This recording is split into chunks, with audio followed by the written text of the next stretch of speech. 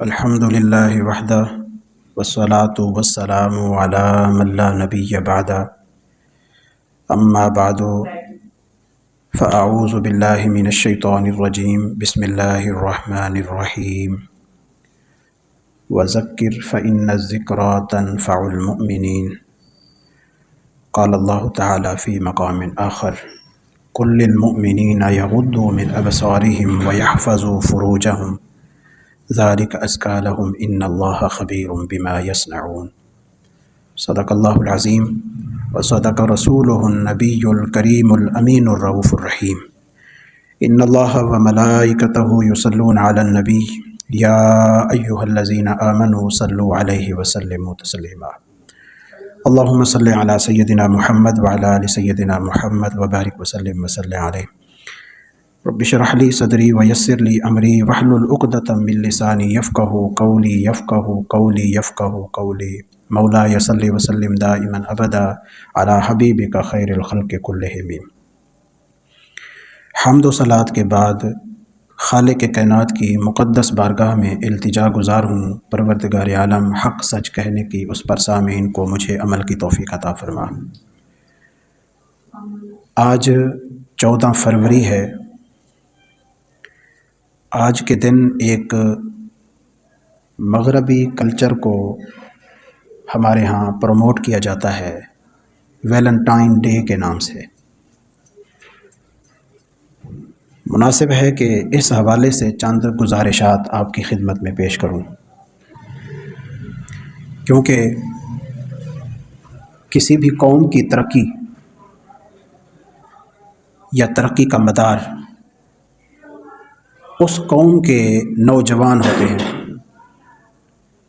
اگر نوجوان راہ راست پر رہیں تو وہ قوم ترقی پذیر ہوتی چلی جاتی ہے، لیکن بدقسمتی سے اگر نوجوان راہ راست سے بھٹک جائیں تو پھر وہ قوم زوال پذیر کا شکار ہو جاتی ہے۔ چونکہ ویلنٹائن ڈے ہمارے کلچر کو خراب کر کے ہمارے نوجوانوں کو بگاڑ رہا ہے، اس لیے ضروری ہے کہ اس حوالے سے اپنے نوجوان کو سمجھایا جائے اور اسے راہ راست پر لانے کی کوشش کی جائے۔ اللہ کریم نے قرآن مجید میں ارشاد فرمایا ہے وَذَكِّرْ فَإِنَّ الذِّكْرَىٰ تَنفَعُ الْمُؤْمِنِينَ، آپ نصیحت کریں کیونکہ نصیحت کرنا مومنوں کو نفع دیتا ہے، لہٰذا نصیحت کو چھوڑنا نہیں چاہیے، اپنے تئیں کوشش تو کرتے رہنا چاہیے نا۔ ہدایت اللہ کے ہاتھ میں ہے، ہدایت دے نہ دے اس کی مرضی۔ نوجوان، بگڑا ہوا نوجوان راہ راست پر آئے یا نہ آئے اس کی قسمت۔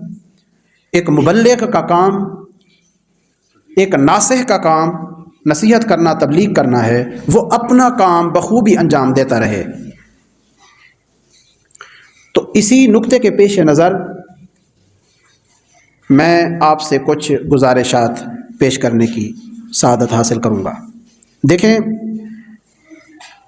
ہمارا مذہب اسلام ہے تو ہمارے معمولات بھی اسلام کی تعلیمات کے مطابق ہونے چاہیے، نہ کہ مغربی کلچر کے مطابق۔ ویلنٹائن ڈے پر کیا ہوتا ہے؟ حیا کے پرخچے اڑائے جاتے ہیں، بے حیائی عام کی جاتی ہے۔ دوست لڑکی سے ملتا ہے، اپنی گرل فرینڈ سے ملاقات کرتا ہے، اسے پھول دیتا ہے، اسے محبت کا اظہار کرتا ہے، اور پھر مزید اس سے آگے بھی وہ بے حیائی اور برائی کی طرف بھی بڑھ جاتا ہے۔ گانے باجے ہوتے ہیں، فنکشنز ہوتے ہیں، اس طرح کے پروگرامز ہوتے ہیں، اور بے حیائی کو باقاعدہ طور پر پروموٹ کیا جاتا ہے۔ یہ ہے ویلنٹائن ڈے، جو کہ ہمارے ہاں اسلامی مملکت میں منایا جاتا ہے۔ دیکھیں، اسلام حیا کا مذہب ہے، اسلام تہذیب کا مذہب ہے، اسلام عزت کا مذہب ہے.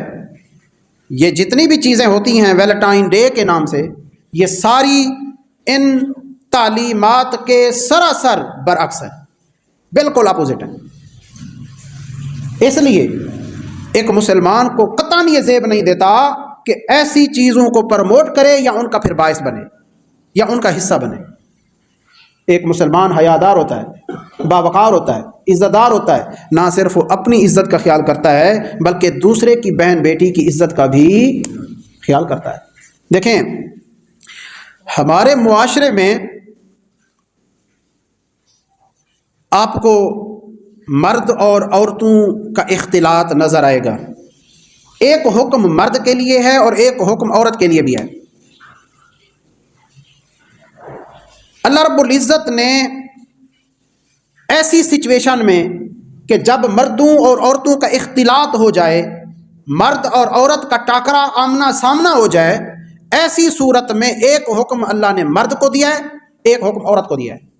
مرد کو کیا حکم دیا ہے؟ پہلے مرد کو دیا ہے.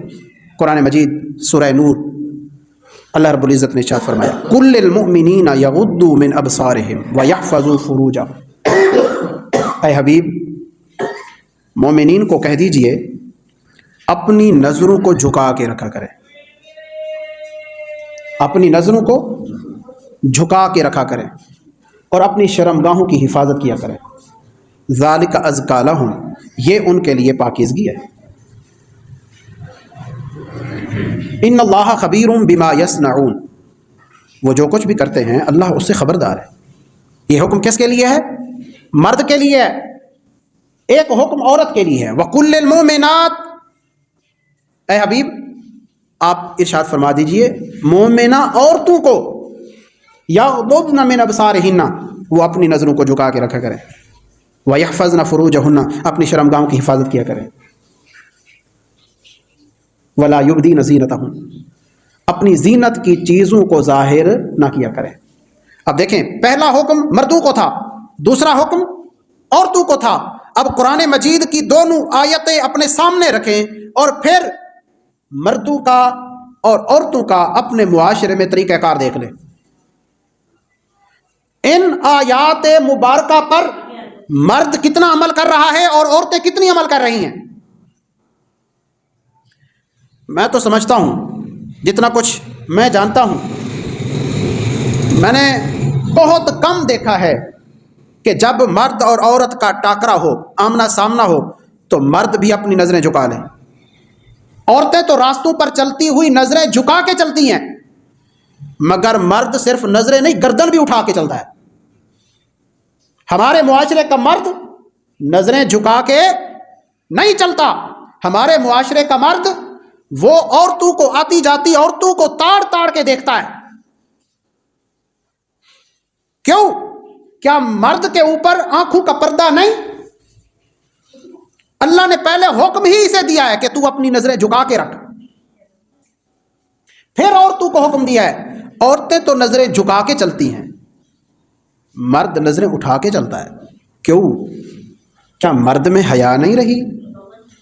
کیا مرد میں عزت نہیں رہی؟ اسے اپنی عزت کی پرواہ نہیں ہے؟ جب اس کی بہن کی طرف کوئی نظر اٹھا کے دیکھے تو اسے برا لگتا ہے، یہ پھر کسی اور کی بہن کی طرف آنکھ اٹھا کے کیوں دیکھتا ہے؟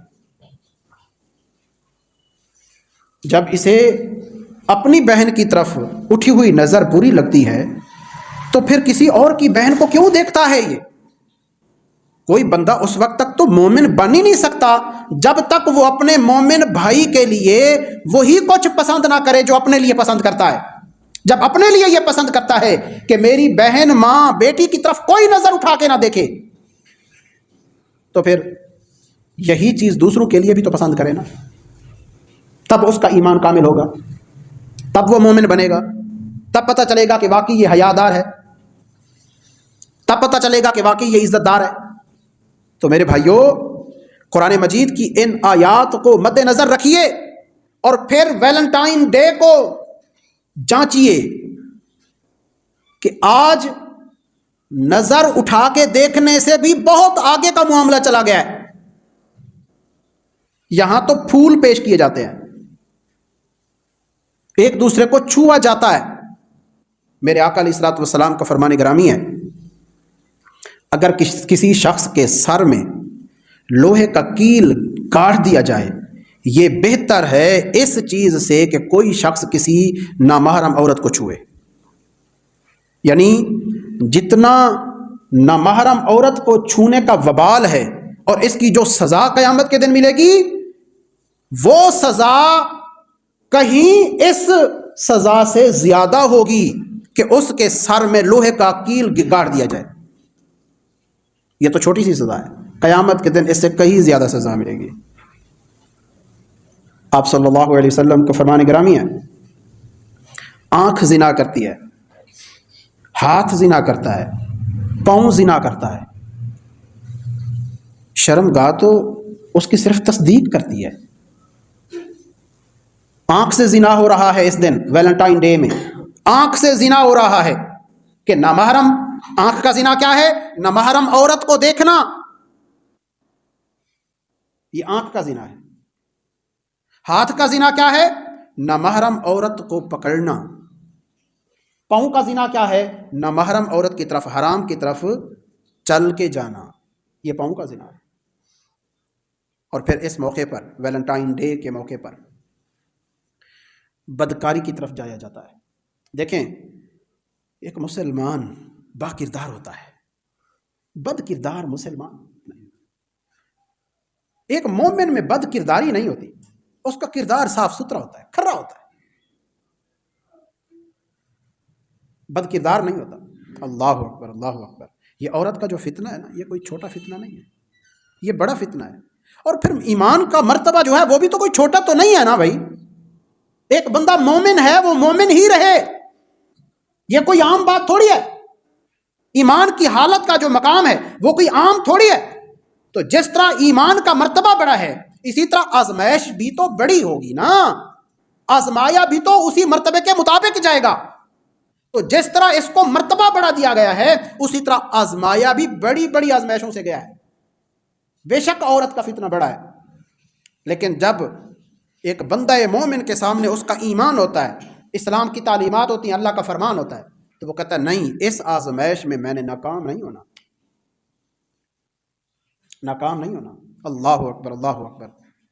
علامہ ابن جوزی نے ایک واقعہ لکھا ہے، وہ بڑا سبق آموز واقعہ ہے. فرماتے ہیں کہ حضرت ابو عاصم عبید بن عمیر لیثی رضی اللہ تعالیٰ عنہ، یہ تابعی ہیں. پیدا تو حضور علیہ الصلوۃ والسلام کے دور اقدس میں ہوئے تھے، لیکن اس وقت چھوٹے بچے تھے، حضور علیہ الصلوۃ والسلام کی زیارت نہ کر سکے. حضرت سیدنا عمر فاروق رضی اللہ تعالیٰ عنہ کہ دور اقدس میں ان کا علمی کمال اس قدر ہو گیا تھا کہ وہ مسجد نبوی میں بیٹھ کر نصیحتیں کیا کرتے تھے. اور آپ خود اندازہ کر لیجئے ان کے علمی وقال کا، علمی جلال کا، کہ حضرت عبداللہ بن عمر جیسے عظیم المرتبت صحابی وہ حضرت عبید بن عمیر رضی اللہ تعالی عنہ کے درس میں بیٹھا کرتے تھے اور ان کا درس، واعظ و نصیحت سنا کرتے تھے. بہت بڑے عالم تھے اور بڑے وجیح شکل انسان تھے، بڑے خوبصورت نوجوان. ایک دن ایسا ہوا کہ ایک صحابی ہیں، ان کی زوجہ محترمہ شیشہ دیکھ رہی ہیں اور وہ اپنے حسن پر نازاں ہو کے کہتی ہیں کہ اگر میں یہ حسن کسی مرد کے سامنے ظاہر کر دوں تو کیا وہ میری فریفتگی سے بچ سکے گا، میری محبت اور عشق سے بچ سکے گا؟ تو فوراً سے ان کے شوہر کہتے ہیں ہاں، اگر عبید بن عمیر لیثی کے سامنے تم اپنی اس شکل کو بھی ظاہر کرو، اپنے اس حسن کو بھی ظاہر کرو، بن سنور کے اس کے سامنے بھی جاؤ، تو بھی وہ تمہارے اوپر فریفتہ نہیں ہوگا، وہ تمہارے جال میں نہیں پھنسے گا، وہ تمہارے چکر میں نہیں آئے گا. اس نے کہا اگر ایسا ہے، اگر آپ یہ دعویٰ کر رہے ہیں تو پھر آپ مجھے ایک سازش رچانے کی اجازت دے دیجیے. عورت ہے نا، وہ تو پھر شیطان سے بھی بڑے بڑے جال بچھاتی ہے. جب کسی کو اپنے مکر میں پھنسانا ہو، فریب میں پھنسانا ہو، تو وہ تو پھر ایسے ایسے جال بچھاتی ہے کہ انسانی عقل حیران رہ جاتی ہے، شیطان بھی سوچنے پر مجبور ہو جاتا ہے کہ یہ اس نے کیا ہی کیا ہے۔ یہ تو شیطان بھی سوچ رہا ہوتا ہے کہ میرے دماغ میں بھی نہیں آتا۔ ایسے تو اللہ رب العزت نے نہیں فرمایا ان کید کن عظیم، تم عورتوں کا جو مکر ہے وہ بہت بڑا ہے، یعنی بہت بڑا قرآن مجید جس کو کہہ رہا ہے بہت بڑا مکر ہوتا ہے ان کا، تو آپ اندازہ کر لیجئے کہ کتنا بڑا مکر ہوتا ہوگا۔ بلکہ اندازہ کیا کر لیجئے، بہت سارے بیت رہے ہیں، بہت ساروں کے ساتھ بیت رہی ہے، ہر ایک جانتا ہے کہ جب کوئی عورت کچھ منوانا چاہتی ہے تو وہ کیسے کیسے فریب کرتی ہے۔ تو بہر کیف انہوں نے کہا جی آپ مجھے ایک سازش کرنے کی پھر اجازت دے دیجئے۔ ٹھیک ہے، اجازت ہے، جاؤ کرو مکر۔ اب وہ خاتون حضرت سیدنا عبید بن عمیر رضی اللہ تعالی عنہ کے پاس آتی ہیں، حلقہ درس لگا ہوا ہے، تو کہتی ہے حضرت جی میں نے ایک مسئلہ دریافت کرنا ہے، وہ ہے ایک ذاتی نوعیت کا، اس لیے علیحدگی میں مسئلہ پوچھنا چاہوں گی۔